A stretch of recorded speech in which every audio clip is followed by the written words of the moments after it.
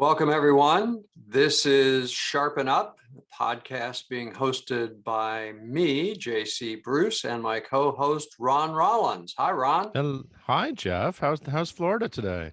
Florida is warm and sunny. How are things in Ohio? Oh, it's cold as hell up here. It's I it's didn't about know hell was 20. cold. Well, I expect to find out at some point. See you there. It was 28 this morning when we woke up. There was ice on the puddles, and but it's very sunny. It's a very sunny day, so it'll get warmer. The robins are back in Ohio, Southwest Ohio, so spring is in the air. That's good news. I saw pictures of robins on Facebook, so yes. Yes. We had a bunch Spring. of them. As a small, we're not going to talk about nature very often on the podcast, but I will say for anybody who cares about robins, Southwest Ohio is actually at the northern edge of their southern migration zone. So there are some people who say they never actually leave the Dayton, Cincinnati area. They just kind of go a few miles south. So they come back pretty quick. They come back very soon, much sooner than you think. So I have bird friends who tell me that the robins never go anywhere, and I'm like, I don't see them in the snow. So anyway, just saying. Well, that's fascinating, Ron. Thank you for sharing Thank you. that. Okay. Well, this is the very first of our Sharpen Up podcasts. And Ron and I thought the smart thing to do would be to introduce ourselves to our audience of two. That would be he and me. And the robins. And the robins. And as a way to sort of like at least get this in the library of podcasts as we move forward. So as way of background, Ron and I know each other because we were colleagues at the Dayton Daily News for many years. Ron, you were, boy, in your career, let's see, you've been in multiple locations, but the bulk of it was at the Dayton Daily News. You were a reporter, and multiple editing things, in charge of all the feature and arts coverage for the longest time, in charge of the opinion pages. You were and a columnist, and your column is widely read in Southwestern Ohio. And you're a pretty well-known guy in the community, right? Because of all of your philanthropic work, your civic engagement. You run like the TED Talks, or at least you have been engaged with that, right? And Right. you've involved in the House of Bread and a lot of other charities. So Yep. you're a very active guy. A lot less so now that I'm retired, but yeah, the paper was very encouraging for people at my level of management to do community stuff like the nonprofits you mentioned. So it was very gratifying to do all that. I served on a number of boards over the years and founded a nonprofit in town called Film Dayton that encourages local filmmaking and all kinds of stuff. Yeah, the paper was always really good about supporting my community efforts because it was representing the paper too. But Right. yeah. And at some point, we probably ought to have a chat about newspapers since we know a lot about that. I expect we will, or at least we know how they used to be. Yeah, right. They've changed. They've changed. But you have made this big transition. You've gone from being a print journalist to an artist, and you have had your art. You have your own gallery. You have your own studio that people are, I guess, on occasion welcome to come in and visit the artist at work. Anytime. Right. Last time we talked, you said you're putting a bar in there too. So it's going to be a combination studio saloon, right? Well, you can't have a studio without a bar.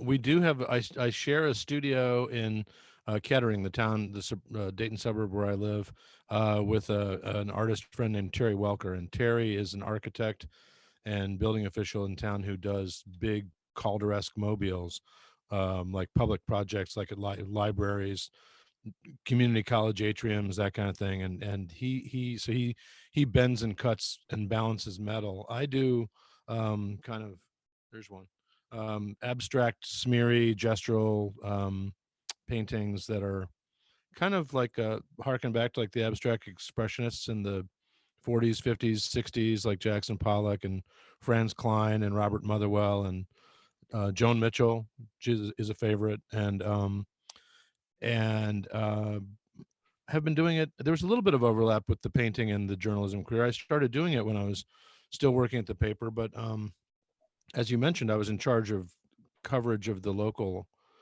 fine arts community, and so it didn't feel right to be a part of it. Conflict of interest ish. So because I was helping decide, which artists got covered and written about in galleries and stuff. So it didn't feel good to be involved in any of that. So I kind of just kept it to myself and was kind of private about it until I stopped doing that job at the paper. And I had some artist friends who knew what I was up to who were like, "Oh, you can't hide behind that anymore." So get out in public. So I entered a couple of community art shows and was very pleasantly surprised to find. I was kind of nervous about it. And it was because people knew me pretty well, and I was a little bit shy about. And I'm not generally shy, but I was a little shy about putting artwork out there, and got a very friendly response. Sold some and had people asking about it and interested, and it was very gratifying. You and I have talked about Dayton being that kind of place, where Right. if you're a creative person, it's a very creative. Every community has a creative community, but Dayton's is very welcoming and very supportive of new people coming in and of each other. The artists and musicians are very, very um, curious about what each other's working on, and they share ideas and they share opportunities, and so it's been fun to, in retirement especially, be a part of that of that world in Dayton. And it's very cool. I like it. It's fun. Well, you in other conversations that we've had, you've talked about how your mom was an influence here, right? Isn't she? She's an artist in her own right. Bless her heart, she's passed away, but she was. And I guess the similarity mostly between the two of us is that she put it aside while she was raising the family. I'm one of six, and wait, five or six. I'm one of several, and one of five, and it just seemed like six, Jeff. And so, mom did art in college and high school, and then when she got married as a very young person, put it aside to raise all of those kids, and then brought it back out when we were all out of the house. And so it was really fun as an adult to see her bringing, as an older adult, bringing this creative side back out, that she'd kind of put aside in a drawer, to be a mom. And so um, I kind of did the same thing. I didn't until our kids were out of the house. I didn't really start painting and spending spending time in the studio instead of at home doing this. So I guess we're similar that way. She was a watercolor painter of some note in Ohio. She was a president of the Ohio Watercolor Society for a while, and was more of a realistic than an abstract painter. But she always liked my stuff. I thought that was kind of cool, and we would critique each other, and we did some projects together, which was a lot of fun. Yeah, she was That's definitely an cool. influence. Yeah. Well, so talk a little bit about the kind of painting that you do. I mean, you've talked Sure. about it being sort of hearkening to Jackson Pollock or other abstract painters. Um, how do you end up there? How do you decide that that's what you want to Sure. do? I think a lot of people are very curious about the creative process and how Mhm. people make the choices or decisions that they do. I mean, was it something you had to like, well, I'm either going to do portraits or Right. landscapes. Now I want to be like Jackson Pollock. I mean, how does that Right. evolve? Well, that's a good question, and I should tell the audience too. Like in the next session, I'm going to put the same question back to you regarding your fiction writing.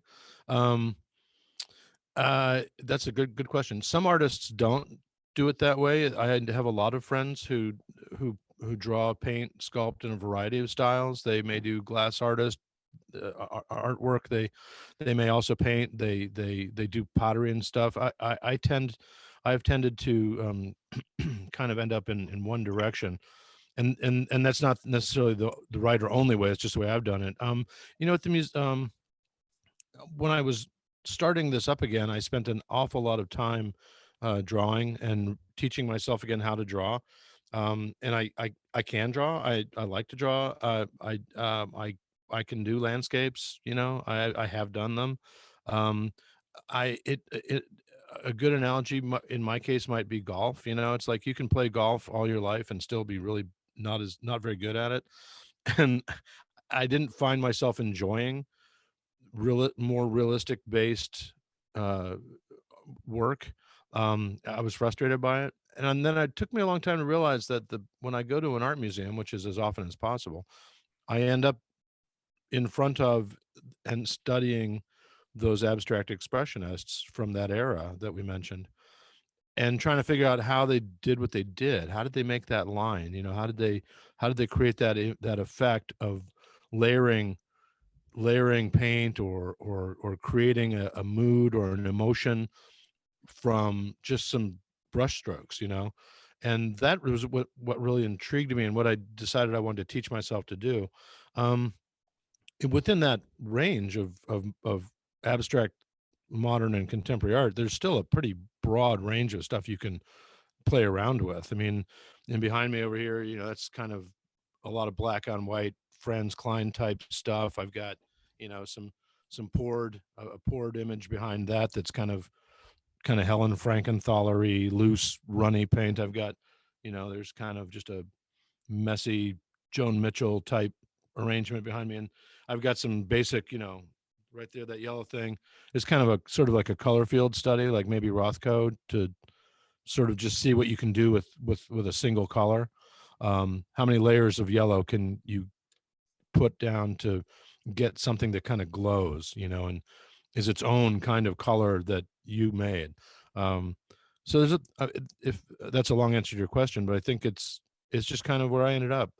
It's the stuff I enjoy the most. It's fast. I'm very impatient, and I don't. I'm patient with some things, but I'm not patient with my artwork, and I want to have something result quickly. And so I paint pretty gesturally and fast, and I want you to see where my hand was and what I was thinking and doing. And I think those if you look at I hate to use Pollock because he's kind of the fallback, but if you look at a Pollock and study it, you can see where his hand went, and you can see what he was thinking and how he was planning, and how he changed the painting as he went. And a lot of people maybe don't like it, or look at it and go, "Oh, my kid could do that," but your kid didn't. He did it, and and that's what I like. I can see myself. I've had some friends, say like, "Well, hey, why don't you try some other stuff?" And I probably will. I mean, life goes on, and I may get bored by what I'm doing, but I haven't yet. So. In other conversations that we've had, you've talked about how you don't title your paintings. Let me Mm. talk a little bit about why that is. Oh, I like that question. Thanks. I don't, because you can you can impose meaning. Well, you do when you title something, whether it's any kind of work, right? Whether it's a play or a painting, or when you put a title on it, you impose meaning, and a certain kind of order from your point of view on the work. I would use the example of a poem. I mean, you could title a poem anything, and once you've titled it, the poem becomes about the thing in the title, right? And when I do kind of an abstract work like the one over my shoulder there, I find that the people that enjoy them enjoy studying them, and they see shapes and images in them that are uniquely theirs to find. Kind of like looking at clouds or fire, the way you see an image in clouds. And if I title that painting, Dancer 3 or Autumn 6, it's like, well, then you're supposed to see the dancer, and if you don't, you're unhappy, maybe you're frustrated. If I leave the title off, then you're free to find whatever you like in the piece, So and that in a way, you it bring that to functions. it. Yeah. Yeah, in a way, it can function kind of as a Rorschach test. Do you actually ever Hmm. notice that? Do you pay attention to what people think they see in Oh there? And yeah. if you see patterns, and then does that Hmm. actually influence you saying, "Oh, well, most of the people seem to see a dancer in that picture. I actually saw, a daffodil. So, Right, right. how does that When work? that's a very good question. And I don't know how to answer it exactly because I don't. When I'm making the image, when I'm creating I'm thinking mostly in terms of like um, color balance, composition.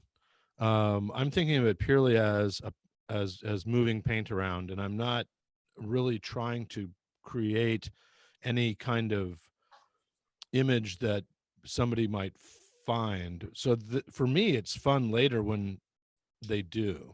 I'll post a lot of my work on Facebook, which is actually how I saw most of my stuff. Is people are engaged that way on it. Hmm. And I know Facebook's an evil empire, blah blah blah. But I mean, if you're trying to get artwork in front of people who might be interested, Facebook's a really good way to do it. Instagram too. And so if I have a number of friends like, oh, I see a bird, and it's like, oh, I didn't see that bird. I see it now, and that makes me happy that you see it. If if that Well, answers your question, I don't when I'm making the painting, I'm not trying to put a bird in there. well, It here's just here's a happens. question I've got for you. We have not talked about this. This is just top of mind, but Okay. I mean, you have this, you know, depth of experience and time invested in studying art. And for peasants like me who don't know anything about art, uh, Now. it's always fun to listen to people that know what they're talking about. Maybe that's part of why we have this podcast, right? We can Sure. talk about things that either we or our guests know about, and Mhm. we can all get a little bit sharper on that topic as a consequence. And it just occurs to me, listening to you talking about why you paint the way you do, that would be of interest to people who would like to know more about, hey, if I walk into a museum and I see this abstract art, my first impulse is to try to see something in it, but maybe that's Mhm. not what your first impulse should be. Maybe there are other kinds of things you should be looking for so that you would maybe more fully appreciate what the artist was trying to do. Sure. So, I mean, are there any places you turn to for that, Hmm. or have you ever spoken on that, or thought about doing some speaking gigs talking about that? Because I think people would be really interested in that. I would love to know more.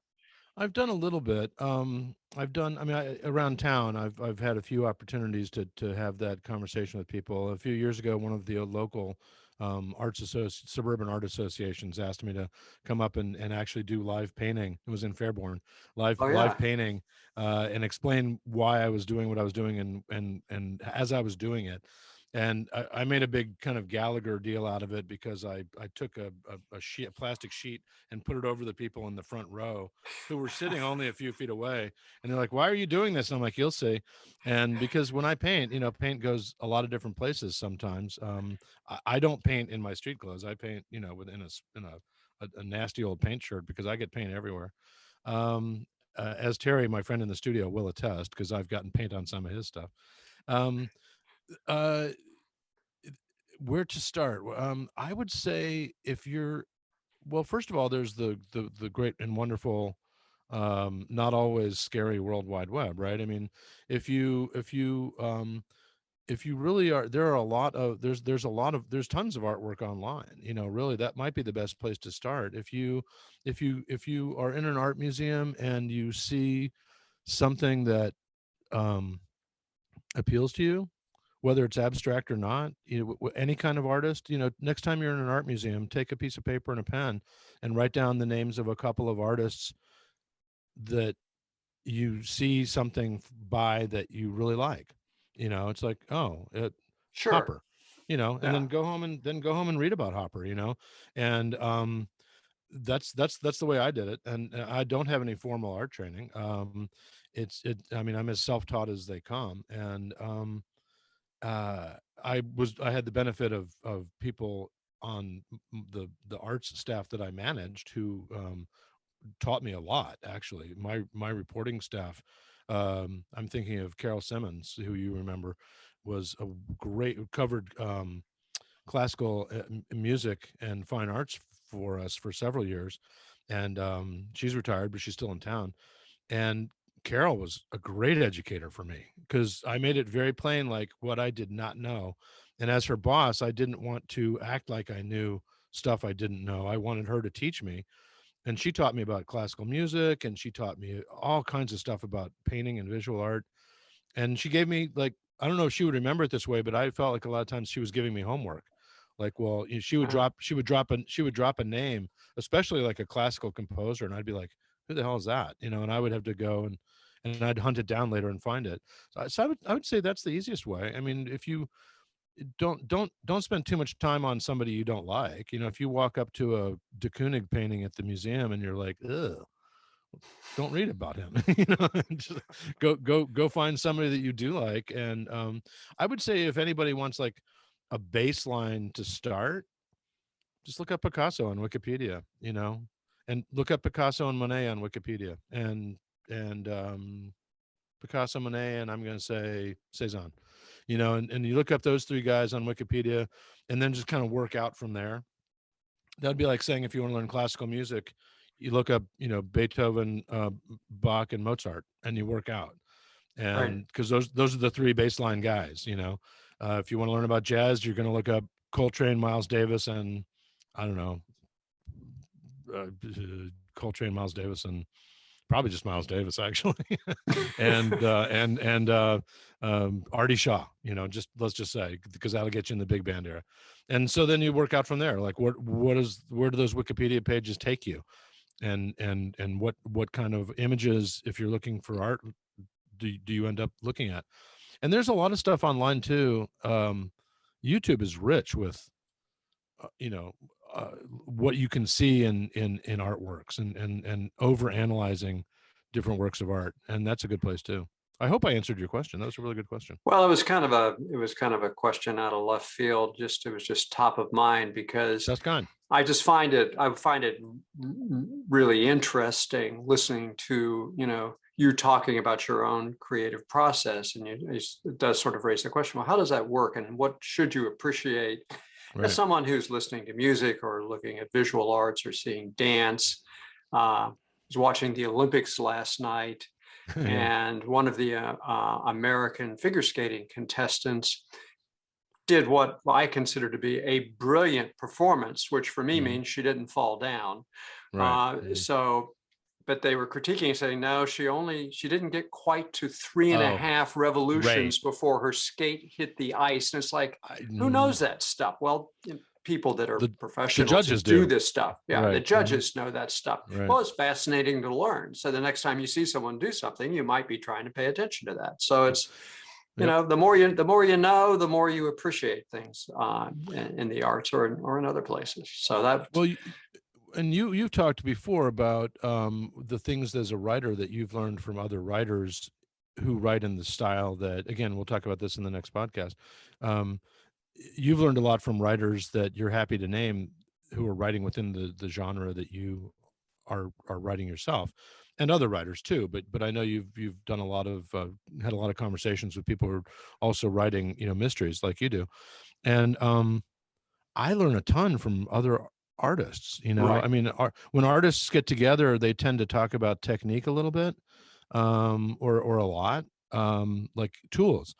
Last time I was talking, I was at a gallery show of a friend, whose artwork has really interestingly changed and evolved as she's gotten older. She's gotten much more abstract, which happens a lot.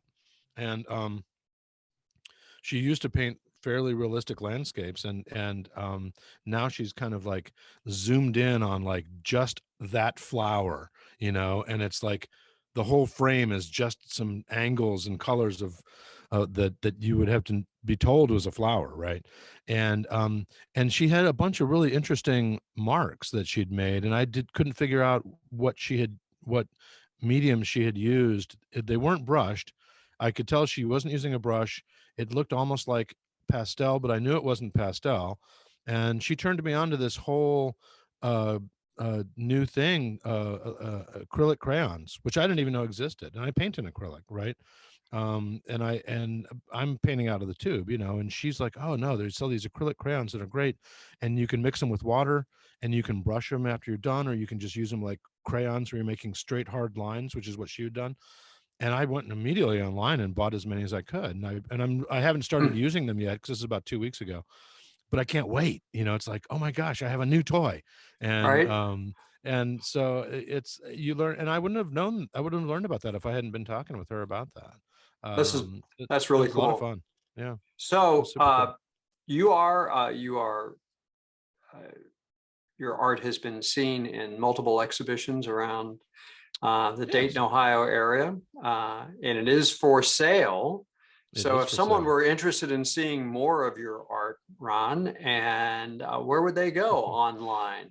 How's Why, that for thank a you, Jeff. shameless pitch? A shameless pitch. Well, first of all, if you follow me on Facebook, you'll see me post stuff, and I tend to post a lot of details of the paintings before I reveal the whole finished work, and a lot of people like that. I have a website called rollinsart.org, and you can contact me through there. I haven't updated it as recently as I should. The most recent images on there are probably about 6-7 months old, but it'll give you a nice little background on me, and you can meet Terry, the guy I mentioned that I run the studio with, and uh, you can my mom is on there too. You can learn a little bit about her, and then there's images of older and newer work, and you can contact me very easily off that. It'll go right into my Gmail, or Ron And Rollins can at you buy Gmail it is the easiest. online? Can you buy it Um, online at your website? Not really. It's not set up to do that. I Okay. probably, that would be a smart thing to do that I haven't done yet. Usually, I'm kind of the mind that you should see it before you buy it. Most of Hmm. my sales are local, and something that is flat on a digital screen is not the same as seeing it in person, where there's texture and you can actually touch it, Hmm. and and people are like, "Oh, I can't touch it." I'm like, "Well, I'll touch it for you." Then you can touch it, there's texture and I think you should see it before you buy it, if possible. So I like people to reach out to me through the website, and we'll get together at the studio, have a little bit of bourbon and look at art. How fun. Mhm. So Ron, what did I forget to ask you that I should have asked you before we close out our very first podcast?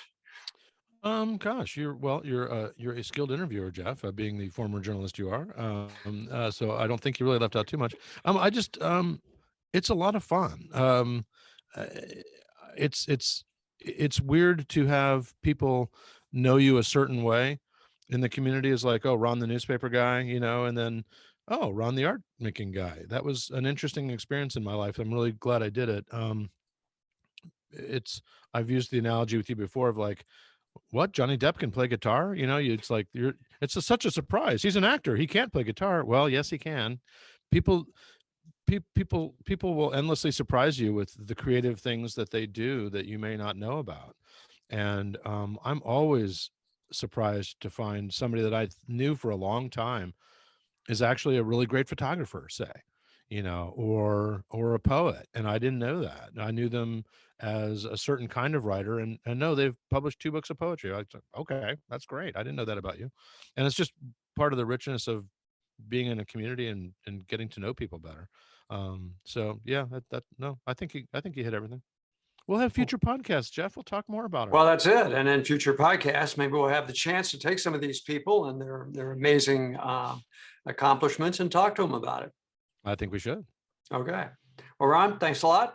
Glad we got our Thank you, very Jeff. first podcast under our belts. Yep. And see you next time. All right. Catch you later. Be good.